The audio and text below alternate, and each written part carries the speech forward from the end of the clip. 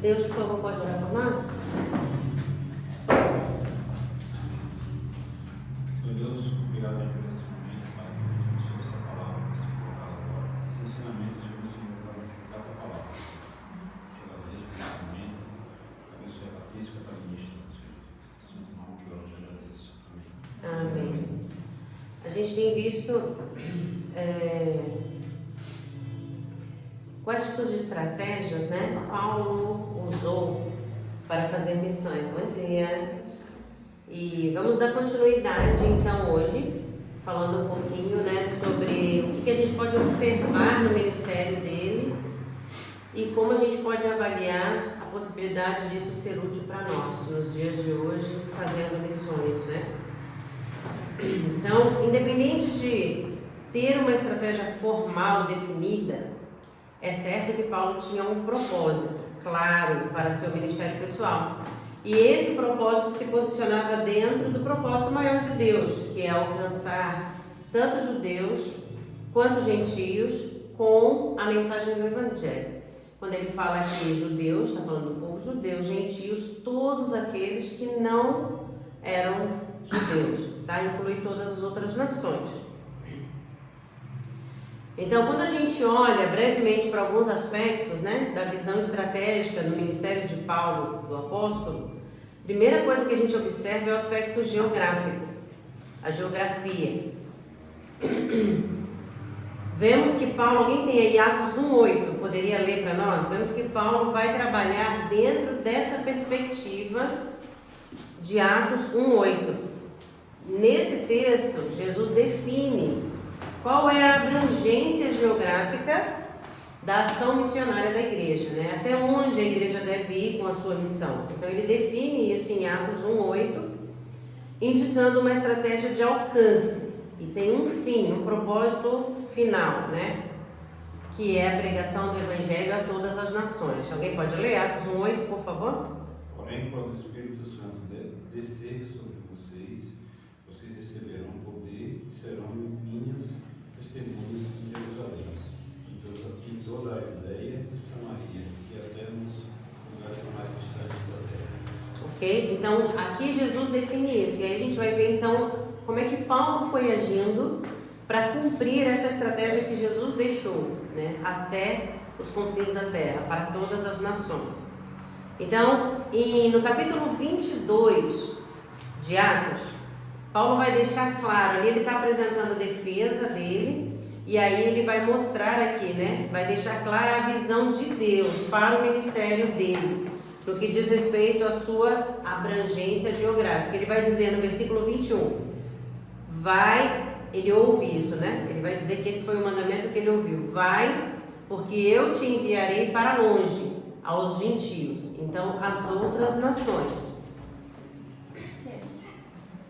Bom dia. Então, novamente, quando se defende perante o rei Agripa, já no capítulo 26 de Atos, Paulo vai afirmar novamente, no versículo 19 e 20. Alguém pode ler que está aqui na apresentação? Pelo que? Pelo que, ó rei Agripa, não fui desobediente à visão celestial, mas anunciei primeiramente aos de Damasco e em Jerusalém, por toda a região da Judéia e aos gentios, que se arrependessem e se convertessem a Deus, praticando obras dignas de arrependimento. Então, como missão da igreja e como missão pessoal de Paulo, qual é o nosso objetivo? Como igreja, de forma geral, qual é o nosso objetivo em relação à geografia? Nós somos responsáveis por Taubaté? Não. Também, mas não só, né? Qual é a responsabilidade da igreja? Nós precisamos de alguma maneira, né, receber do Senhor, e aí eu já vou falar pessoalmente, individualmente e como igreja, no sentido de corpo, estratégias de Deus para nós estarmos atuantes aqui, ao redor e até os confins da terra. Nós não podemos fechar nossos olhos, né? Porque a missão, ela é geográfica, sim, e Deus quer que a gente seja atuante até os confins da terra. Mas é Deus que vai dar as estratégias e a maneira individual. Vamos pensar individualmente, como cada cristão pode ser atuante até os confins da terra? Como que a gente poderia? Como isso é possível, sendo humanos e limitados?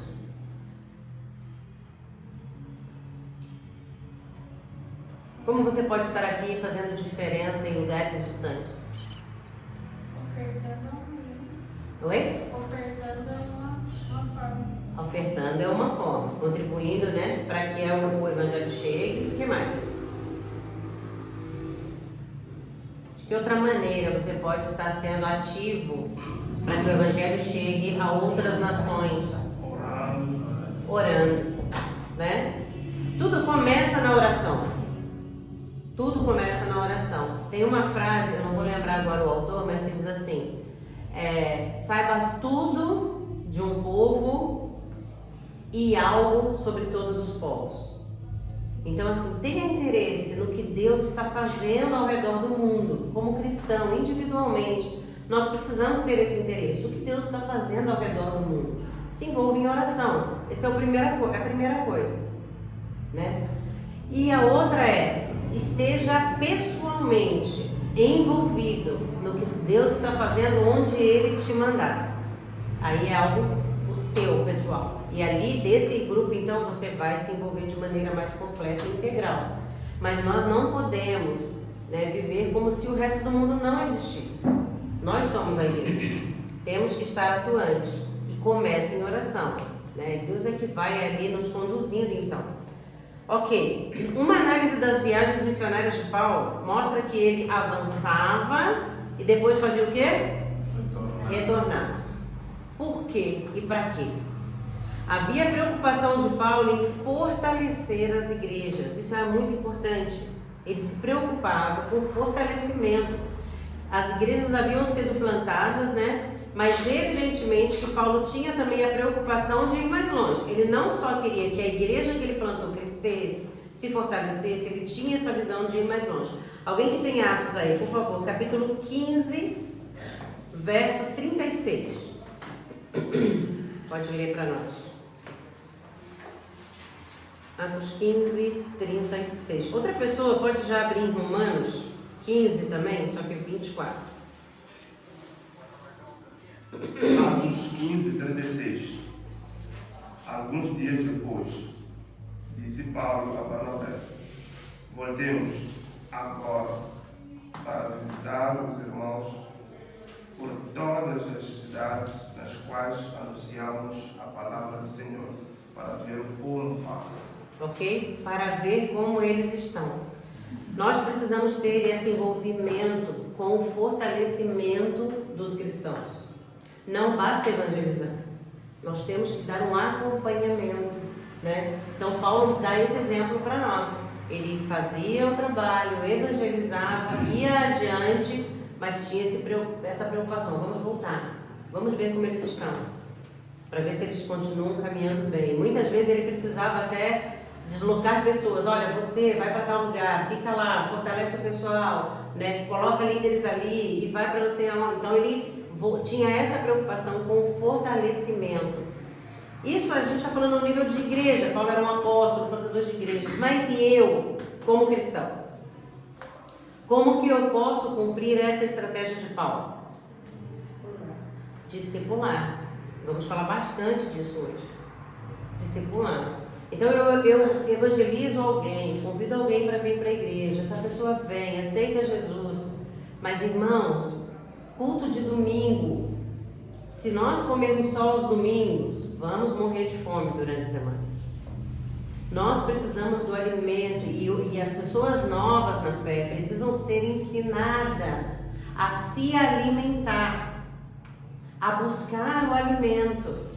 E isso só vai acontecer através do discipulado, caminhando junto, ensinando os primeiros passos para as pessoas, até que ela esteja pronta para ensinar a outra. E assim a gente vai se fortalecendo. Um exemplo claro disso está em Romanos 15, 24. Alguém tem aí? Espero poder fazê-lo quando for a caminho da Espanha. Então ficarei com vocês para desfrutar um pouco da sua companhia e depois poderão me ajudar na viagem. 28 também. 28. Depois de terminar esta coleta e entregar o dinheiro que foi ofertado nas mãos dos pobres de Jerusalém, eu viajarei para a Espanha e no caminho visitarei a vocês. Então aqui ele mostra que ele queria ir ali, passar um tempo com eles, ter esse tempo, né, de fortalecimento, de união ali com a igreja, mas ele já deixava claro, olha, mas eu quero prosseguir, tenho a intenção de ir para a Espanha. Bom dia. E ali continuar. Então ele mostra que nós não podemos fechar, parar a nossa visão, o nosso chamado, não pode ser ilimitado. Então eu estou aqui, eu estou trabalhando, mas eu tenho que ser essa pessoa também com essa visão, que vai continuar, que vai além. Não se conformar e se contentar com o que está nas minhas mãos, mas sempre pensar, tem mais para ser feito. Como que eu posso estar contribuindo com mais? E Paulo tinha isso em mente. Então ele é um exemplo para nós nisso também. Ele poderia estar tranquilo já, não, tá bom, já plantei igreja aqui, agora eu vou cuidar delas e acabou. Não, ele sempre com essa visão de ir além. E isso precisa ser um exemplo para a gente também. Então, olhando para aquele que seria o método de Paulo para a expansão do reino, nós podemos destacar o discipulado e a plantação de igrejas. A formação de discípulos de Cristo era, portanto, não somente o objetivo final do ministério de Paulo, mas também o principal recurso para enfrentar as forças que agiam contra a fé cristã. E aqui eu queria que a gente tivesse atenção nessa frase. Fazer discípulos é a única maneira de fortalecer a igreja contra os ataques que vêm contra ela. É a única maneira de termos uma igreja forte, é fazer discípulos. Porque a gente faz discípulos de quem? De Cristo, não nosso. Então isso é que fortalece a igreja, ensinar o outro a imitar a Cristo. Acho que essa semana, ou na semana passada, eu estava dando um estudo, não, foi essa semana, eu estava dando um estudo e estava explicando exatamente o que Paulo fala, né? Paulo fala assim, imite a mim como eu imito a Cristo, né? A gente estava falando sobre isso. Imita a mim como eu... Que autoridade Paulo tinha para falar? Imite a mim como eu imito a Cristo. Ele estava se colocando numa posição muito perigosa, porém ele estava consciente do que estava fazendo, né? Então aqui, é isso que a gente precisa, ter a consciência de que a gente está fazendo discípulos de Cristo. E isso fortalece a igreja. Quanto mais discípulos de Cristo nós tivermos na igreja, mais forte a igreja será. A igreja é atacada de muitas formas, né? Naquela época de Paulo mostrava grande preocupação em fortalecer as igrejas que iam sendo plantadas. Haviam forças agindo no sentido de barrar o seu ministério e o crescimento da igreja. Essas forças daquela época era a idolatria, que dominava muitas das cidades onde ele estava pregando o evangelho, e também os judeus incrédulos, aqueles judeus que permaneciam contra, né, e que não criam. Então eram dois problemas que a igreja enfrentava muito forte. E Paulo tinha que fortalecer a igreja para se posicionar quanto a isso. Hoje, que tipo de coisa a gente percebe que tem enfraquecido a nossa igreja? Quais são os ataques de fora? Ou ao redor, né, da igreja, que a gente sente isso? O que enfraquece hoje em dia a igreja? Falta de conhecimento. Falta de conhecimento de quê, no caso? A palavra de Deus. Da palavra. O discipulado resolve isso? Resolve. O que mais? O que ataca a igreja em relação a crenças, por exemplo? O que a gente tem aqui em Taubaté, por exemplo, que a gente percebe que é algo que está contra a igreja, né, no sentido?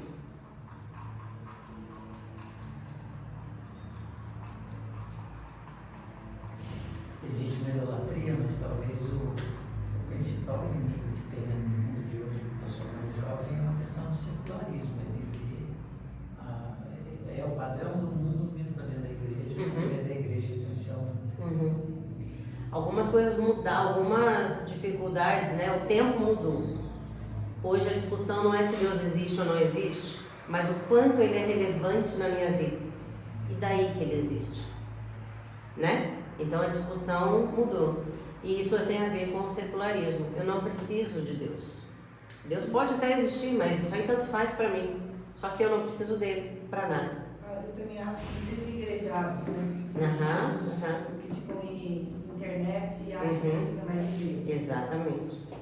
Não existe apoio bíblico para isso. Não existe. Porque você não é chamado para ser um copo, né? Assim, que eu estou só recebendo.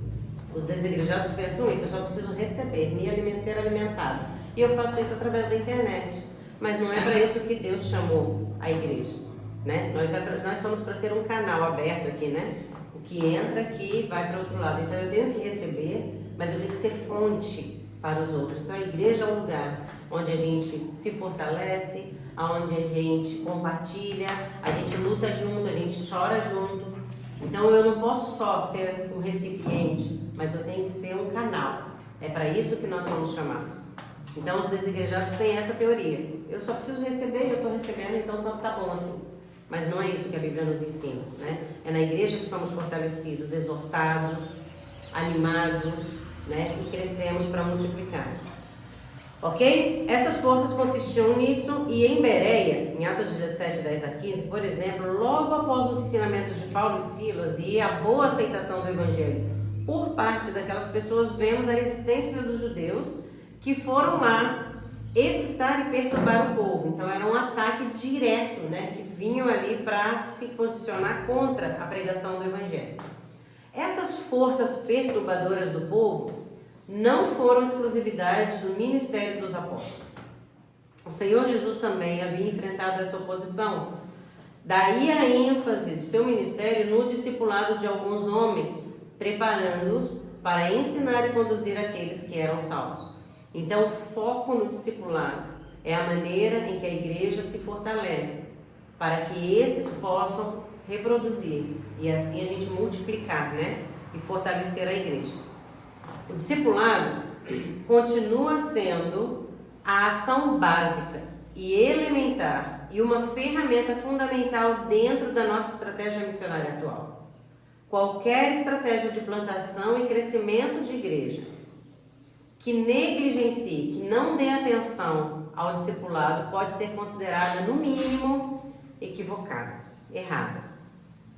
Se nós queremos uma igreja forte e sadia, nós temos que investir no discipulado. É a base, não tem como. A plantação de novas igrejas é o resultado natural do discipulado e é também uma maneira de permitir que o fruto permaneça. Estamos juntos? Como é que a gente vê isso? Como que a gente avalia se nós somos bons naquilo que a gente faz? Quando a gente percebe que a gente está preparando alguém para tomar o nosso lugar e que nós já podemos ser, entre aspas, dispensáveis. Você não é essencial para que a coisa continue. Não podemos ser. Se você é essencial, se você sai e tudo se perde, isso mostra que nós não estamos fazendo um bom trabalho. Porque nada no reino pode depender de uma pessoa. Por isso o discipulado, multiplicar. Eu estou fazendo, enquanto eu faço, eu estou ensinando alguém a fazer. Então todo cristão, vou repetir, bater essa tecla 1000 vezes aqui. Ou você está sendo discipulado, ou você está discipulando alguém. Tem que estar numa dessas posições. Ou você está sendo discipulado, ou você está discipulando alguém. Mas eu não sei fazer. Eu nunca ensinei a ninguém. Eu já fui discipulado, mas não sei discipular. Então vamos montar estratégias. Por exemplo, a gente está aqui, né? E a gente está ao trabalho em Moçambique. Falei isso na última aula também. Eu junto com 3 meninas que eu vejo que estão firmes e que podem já estar fazendo, reproduzindo. Passo para elas o ensino. Durante a semana, elas passam adiante o mesmo ensino. Então, se elas têm dúvida, elas já vêm tirar comigo. Então, o que você pode fazer? Eu quero começar a fazer o discipulado com alguém. Procura, se você teve um discipulador, procura o seu discipulador. Ou se ele já não está mais acessível, né? Procura uma liderança e conversa sobre isso.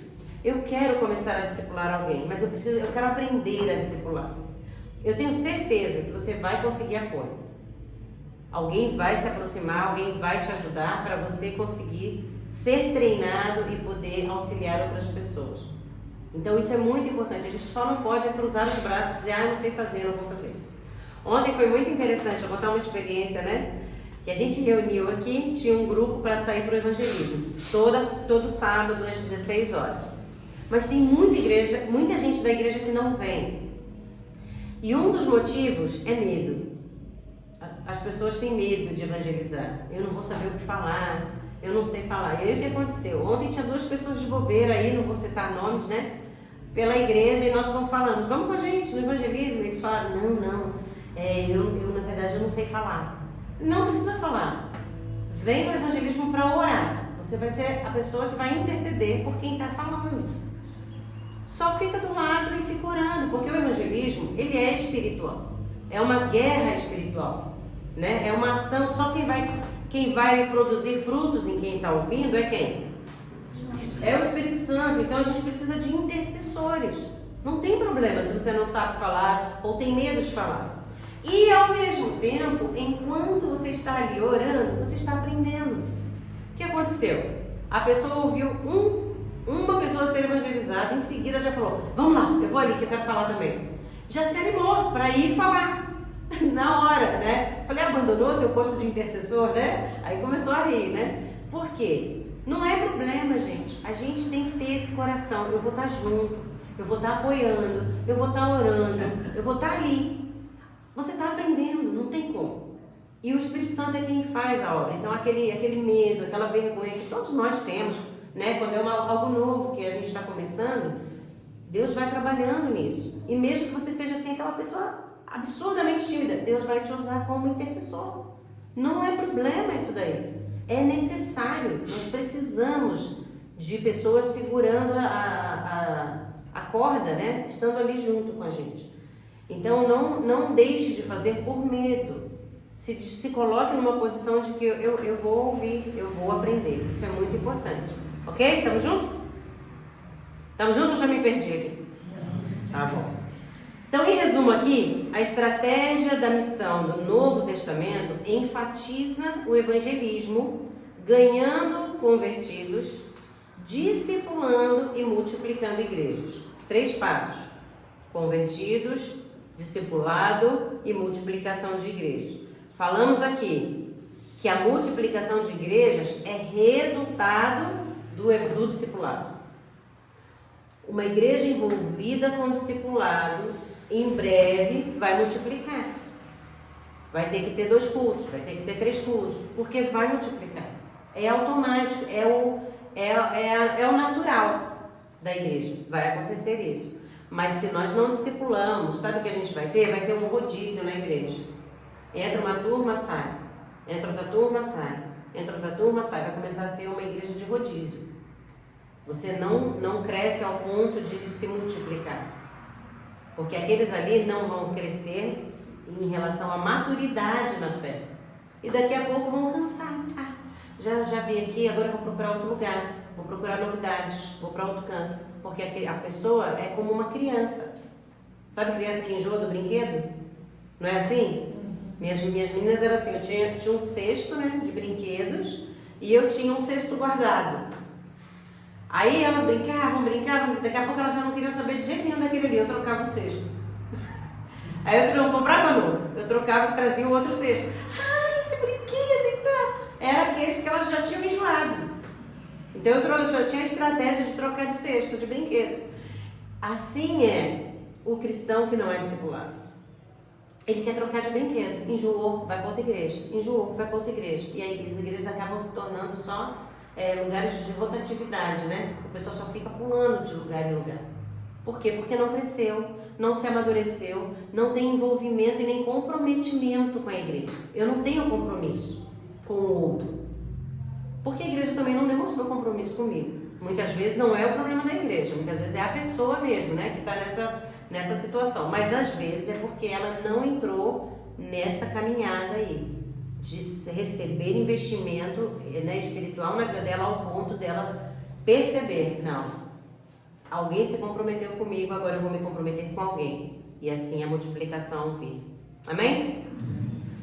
Olhando agora para o teor da mensagem, conteúdo da mensagem de Paulo, chamamos a atenção para a sua capacidade de quê? Manter-se fiel à verdade das Escrituras e apresentá-la de forma relevante aos seus ouvintes.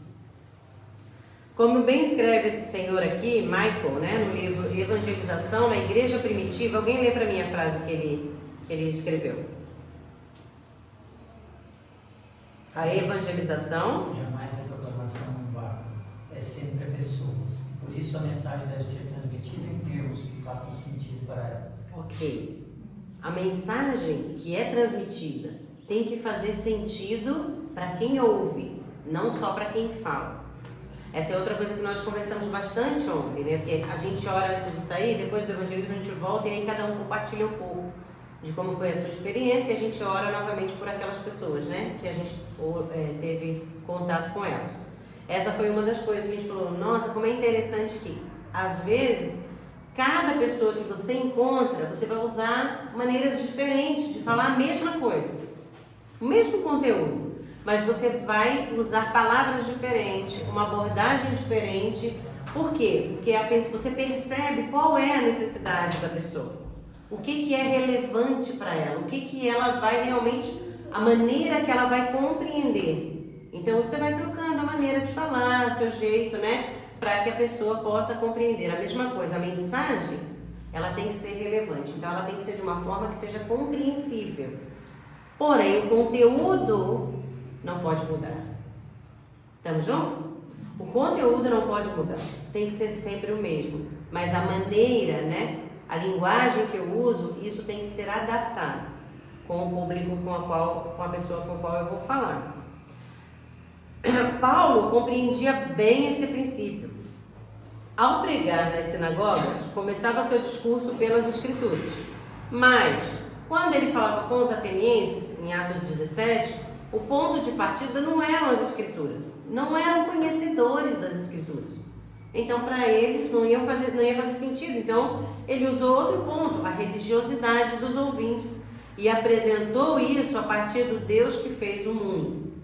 Né? Então, assim, Paulo percebeu, aqui não adianta ficar citando as Escrituras, não é algo que vai encaixar com esse grupo aqui. O que vai encaixar? Então ele observou qual era a realidade daquele povo e aí usou uma outra estratégia.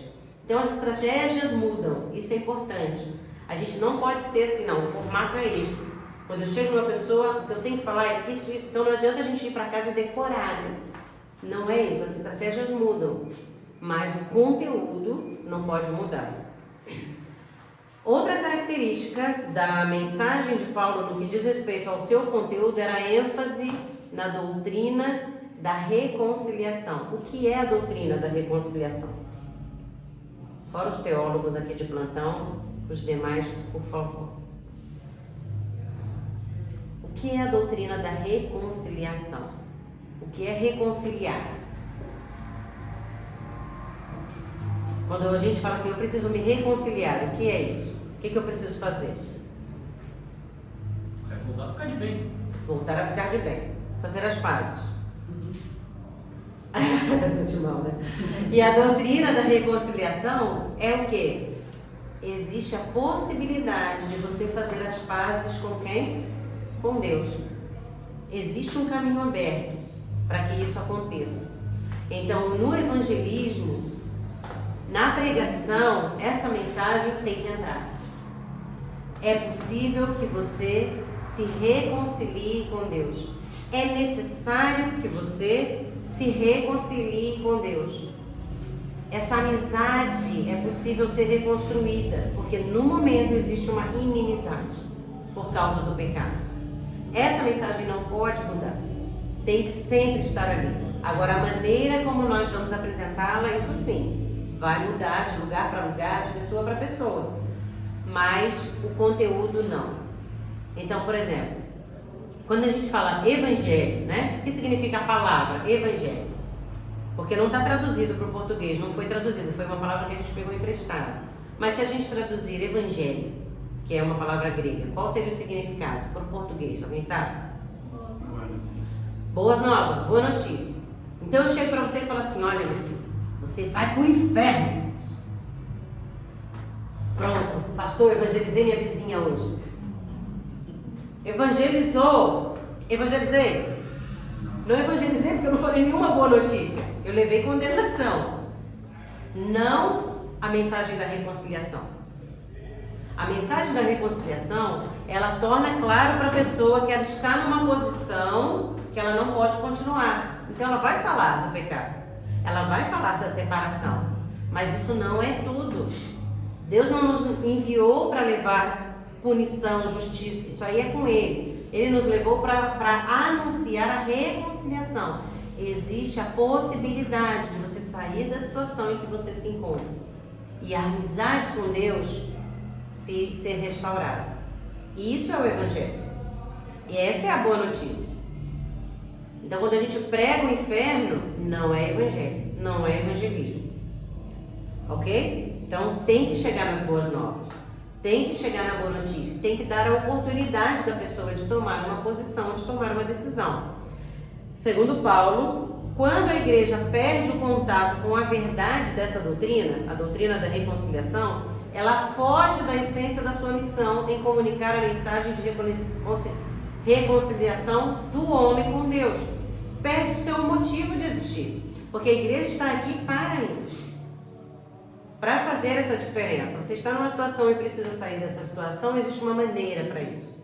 Essa é a mensagem da igreja para o mundo. Então é triste vermos como muitas igrejas hoje têm sido tentadas a trocar a mensagem simples do Evangelho. Trocar a doutrina da reconciliação do homem com Deus por algo novo, mais sofisticado, né? Não vamos falar sobre isso aí. Vamos falar de outras coisas. Tem igrejas que passam 1, 2, 3 anos sem falar do inferno. Sem falar da condenação. Só que se o homem não for conscientizado de onde ele está, você pode ter várias pessoas, nós já falamos acho numa aula aqui, que podem aprender a ser cristão dentro da igreja. Mas lá fora nada muda. Porque se não passar pela doutrina da reconciliação, não vai haver transformação, não vai haver santificação. Aí a gente enche a igreja de pessoas que não têm nenhum testemunho de transformação de vida para contar. O que mudou quando você conheceu a Cristo? Eu comecei a vir para a igreja. Eu fiz uns amigos aqui na igreja. Sim, mas o que mudou na sua vida? O que Cristo mudou na sua vida? Ou o que Cristo tem mudado na sua vida? Qual é a mudança? Qual é o teu objetivo hoje? Meu objetivo hoje é vencer a minha área de ansiedade. Eu sei que isso não está de acordo com a palavra e eu tenho que vencer isso. Então, hoje em dia, eu tenho focado nisso. Eu estou dando meu testemunho pessoal, né? Eu tenho focado que essa é uma área que eu preciso vencer.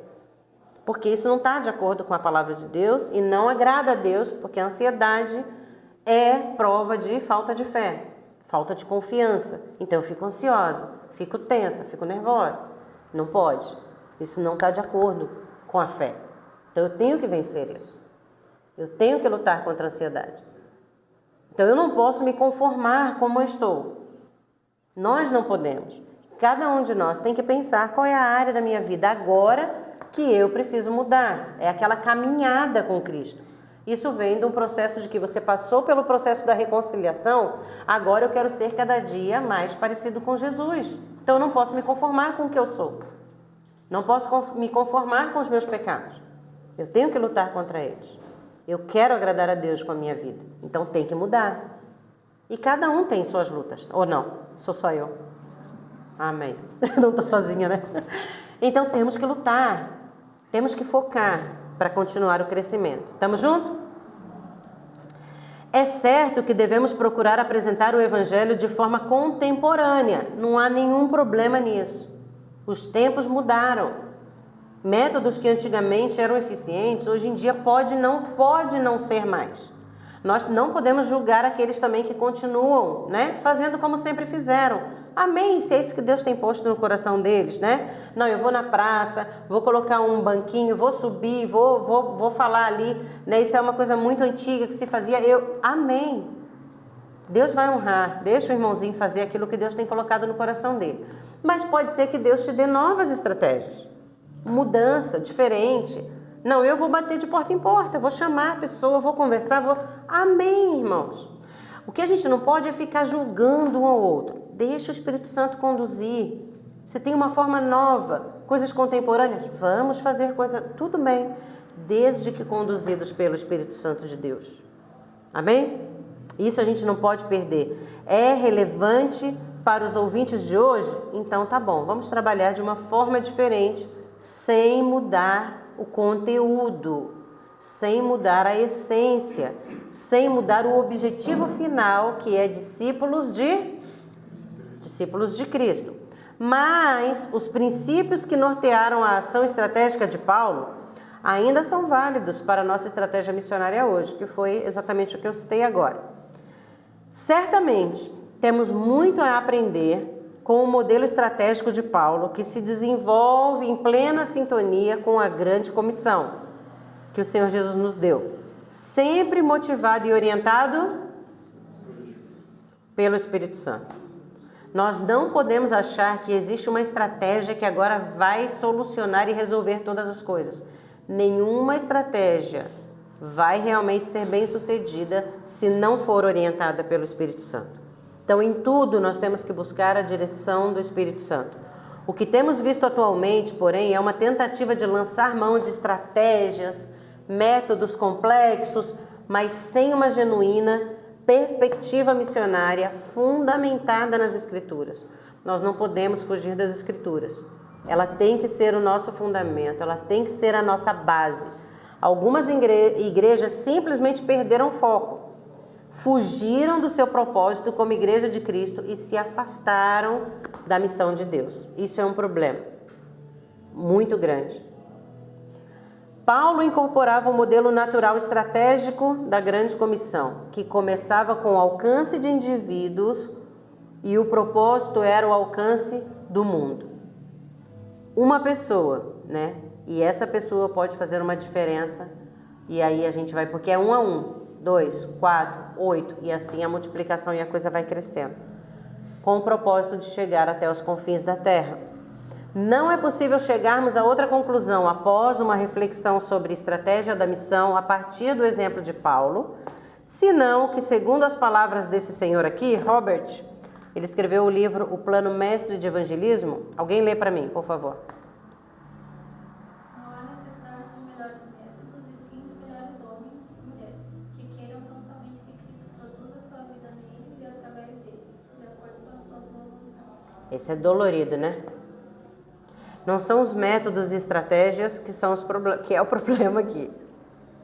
Não precisamos de melhores métodos e estratégias.